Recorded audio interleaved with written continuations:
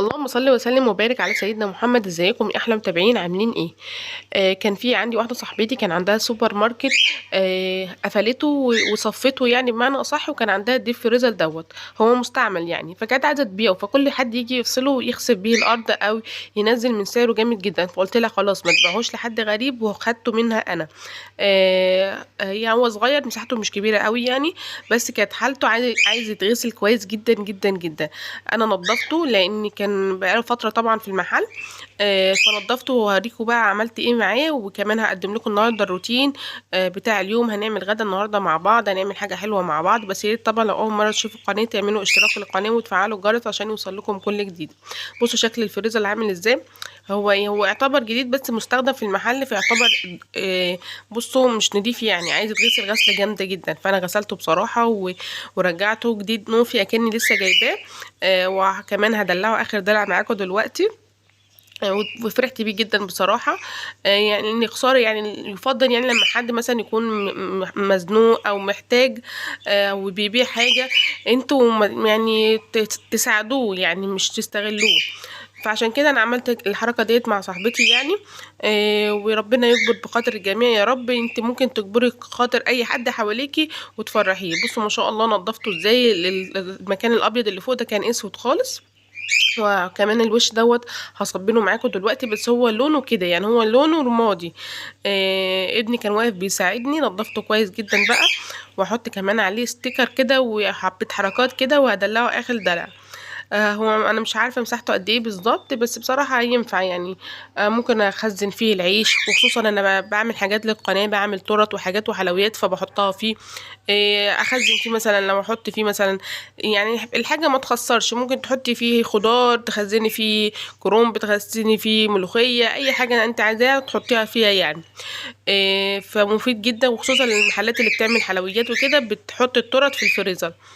انا كده نضفته خالص. بصوا ما شاء الله ولا قوه الا بالله. حطيت فيه ليمون. انا بخزن الليمون يا جماعه سليم زي ما هو كده، وبعد كده بطلعه مثلا، عايزه ليمونه اطلعها احطها في حبه ميه دافيه واستخدمها كانك لسه جايبه الليمون دلوقتي حالا. وكمان بعمل العيش الشامي بتاع رمضان وبخزنه برضو في الفريزر. كل حاجه دلوقتي الحمد لله بتتخزن في الفريزر. لو برضو طبيخ عندك بايت ممكن تحطيه في الفريزر، شوربه. استخداماته كتيره جدا يعني، مفيش حاجه بتخسر دلوقتي. تحط كمان العيش كده بالشكل وان شاء الله ربنا يرزق كده والواحد يحط فيه لحمه وفراخ ان شاء الله. خلصته كده بالشكل واجيب بقى الاستيكر بتاع اللي انا بحطه على البوتاجاز. دي شوربه. يعني الشوربه يا جماعه اللي بتتحط في الفريزر شوربه اللحمه مش شوربه الفراخ. شوربه اللحمه بتكون دسمه شويه، فيفضل ان انت لو اتباع معاكي شوربه تحطيها في الفريزر بتاعت اللحمه، لكن الفراخ بتكون خفيفه شويه. وحطيت الستيكر عليه بالشكل ده، شكله كان جميل جدا. بعد كده كان عندي كميه لفت. الفيديو ده معلش هينزل لكم متاخر جدا، لان كمان الموسم بتاع اللفت عدى وانا كنت تعبانه وما كنتش قادره امنتج الفيديو ده يعني. الفيديو ده مصوراه تقريبا من شهر، بس عقبال ما ربنا كرمني وقدرت ارجع اصور تاني عشان كنت تعبانه. فطبعا كان وقت اللفت طبعا عدى. فمعلش بقى اسفه كده ان هو ينزل لكم متاخر. كنت جايبه كده تقريبا مش عارفه بتاع 6 كيلو لفت، قلت اعملهم مره واحده والحمد لله الاولاد خلصوه كمان. قطعتهم بالشكل ده. انا كنت جايباه لرمضان بس الحمد لله الاولاد استخدموه فخلصوه كله. اللهم صل وسلم وبارك على سيدنا محمد. غسلتهم الاول كويس جدا، وحشت اي ريش فيهم او الحاجات اللي هو بيبقى عامل زي الشعر برضو حشته، او اي جزء مش نضيف حشته خالص. في ناس بتحب تعمل اللفت بالعروش الخضراء بتاعته، لكن انا ما بحبهاش بصراحه، مش بحب اكلها، فبعمله من غير عروش. واقطعه كده اهوت على شكل التقطيع ديت. لو عندك مثلا الاداه ديت تستخدميها في التقطيع حلوه جدا يعني، بتخلي شكل اللفت زي اللي بتجيبيه من بره. هقطعهم كلهم. هعمل معاكم اللفت من غير ولا خل ولا اي حاجه، يا دوبك ميه دافيه كده اهوت، ميه دافيه مش سخنه، عشان لو انت بتستخدمي برطمان بلاستيك ما يسحش معاكي يعني. عشان انا الحركه دي عملتها قبل كده، حطيت ميه سخنه على برطمان بلاستيك كنت بعقمه فسح مني، فيفضل الميه تكون دافيه. حطيت عليها ده اللفت، يبقى التانية بنجر عشان انا بتلخبط في الاسماء. حطيت بنجرايه كده اهوت حمرا، خلت الميه معايا حمرا خالص. كل كوباية مية بتحط عليها معلقة ملح.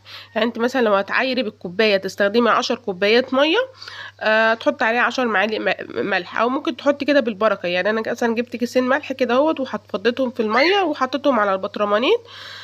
بس انا الاول عديت يعني وانا بحط المية كده اللي هي في الحلة دي، عديت كوباية اتنين، يعني دول تقريبا 20 كوباية مية اللي في الحلة دول. فحطيت كده اهوت بالويم كده اهوت كيسين ملح وهحطهم. انت لو تعملي كميه صغيره، كل كوبايه ميه تحط عليها معلقه ملح بس، من غير خل. ما تحطيش خل خالص على اللفت عشان يبقى مقرمش معاكي كده ويقرش. ده بعد يومين بالظبط ممكن تاكلي منه عادي، مفيش اي مشكله. لو حطيت الخل هيتهري معاكي وهيسود. واحطه اي جنب في اي مكان كده اهوت وهستخدمه، يعني ممكن تاني يوم استخدمه مفيش اي مشكله. بعد كده هنعمل معاكم النهارده المكرونه النجريسكو. الاولاد بيحبوها جدا. بنص كيلو مكرونه وربع كيلو بانيه. هنجيب نص كيلو مكرونه سباكيتي هنسلقه نص سلقه، وهجيب ربع كيلو بانيه واشوحه وهنزل عليه بقى. انت ممكن تحط عليه زيتون، نحط عليه بصل، نحط عليه طماطم، نحط عليها فلفل، بس اهم حاجه التوابل اللي هتفرق معاكي في الطعم. هننزل عليها بقى بسبع بهارات، بكاري، كركم، بابريكا، ملح وفلفل وشطه. التوابل ديت الكاري والكركم هيديله طعم حلو جدا وتست عالي جدا للفراخ بتاعتك. عملتها للاولاد الصينيه ديت، كلوها وكلوا صوابعهم وراها، جميله جدا ما شاء الله ولا قوه الا بالله. انا بفكر اعملها لهم تاني النهارده. اللهم صل وسلم وبارك على سيدنا محمد. كده عملت شوحت الفراخ بتاعتنا، وكمان سلقت المكرونه، وهنعمل مع بعض البشاميل. ممكن تعملي البشاميل بنص كيلو لبن، ممكن تعمليه بكيلو لبن، على حسب انت عايزه الدسم بتاعه والقيمه الغذائيه قد ايه. بس لو انت عايزه تعملي حاجه اقتصاديه، ممكن تعملي نص كيلو لبن عليها نص كيلو شوربه، يعني بتاع كوبايتين شوربه. هننزل هنا ب6 معالق دقيق على معلقه سمنه، معلقه زيت، وهنقلبهم كويس جدا. لو انت عايزه تعملي محمر، يعني ممكن تحمري الدقيق كده اهوت في السمنه. وبعد كده ننزل عليه بقى بص اتحمر معانا اهوت. انا حطيت حبه ميه، ما كانش فيه شوربه، وهحط كمان نص كيلو اللبن، عشان الاولاد عندي بيحبوا يشربوا اللبن، فسبت لهم حبه لبن شويه يعني.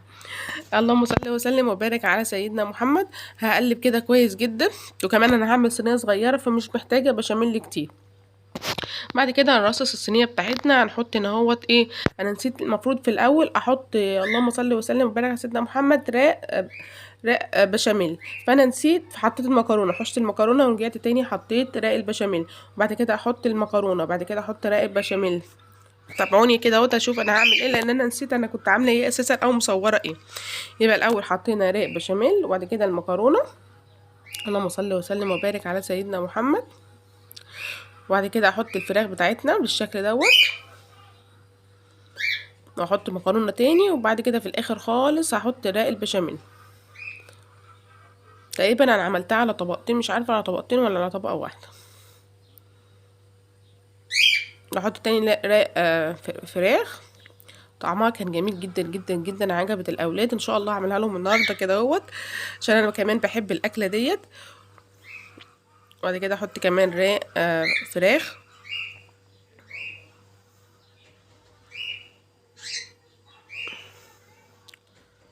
وفي الاخر خالص هحط بقى حبه مكرونه تاني والبشاميل. عملتوا اشتراك ولا لسه؟ يعني لو وصلتوا معايا الخطوه دي يا ريت تعملوا اشتراك. واحط بيضايه كده اهوت. يعني الفيديو ده كان متصور من فتره يا جماعه، فكانت الاسعار حلوه شويه. واحط بيضايه واحط عليه كده اهوت البشاميل على الوش.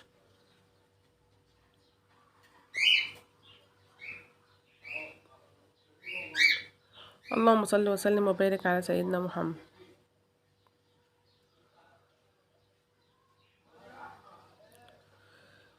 كده خلاص الصينيه بتاعتنا جاهزه، ندخلها الفرن تطلع معانا بالشكل ده من غير ولا جبنه موتزاريلا ولا اي حاجه.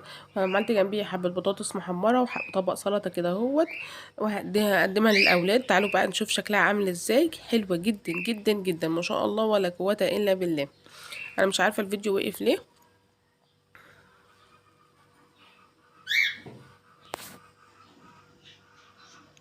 اللهم صل وسلم وبارك على سيدنا محمد. هقدمها معاكم بقى كده بالشكل ده.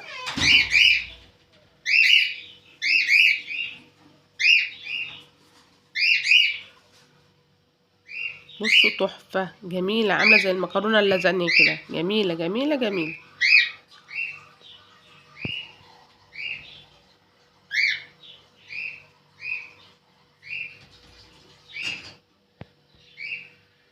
بصوا ما شاء الله ولا قوة الا بالله.